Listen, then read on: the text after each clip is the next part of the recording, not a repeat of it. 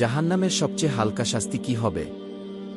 উত্তর: আগুনের দুটি জুতা পরানো হবে, যার তাপে মাথার মগজ টকবক করে ফুটতে থাকবে।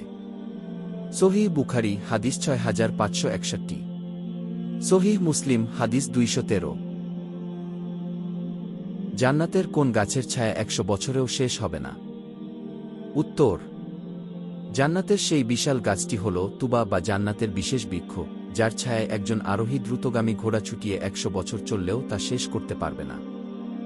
সহিহ বুখারী হাদিস 3251, সহিহ মুসলিম হাদিস 2826। কোন সাহাবীর মৃত্যুতে আল্লাহর আরশ কেঁপে উঠেছিল? উত্তর: হযরত সৈয়দ ইবনে মুয়াজ রাদিয়াল্লাহু আনহু। সহিহ বুখারী হাদিস 3803, সহিহ মুসলিম হাদিস 2466। ইসলাম সম্পর্কে জানতে সাবস্ক্রাইব ও বেল বাটনে ক্লিক করে আমাদের সাথে থাকুন।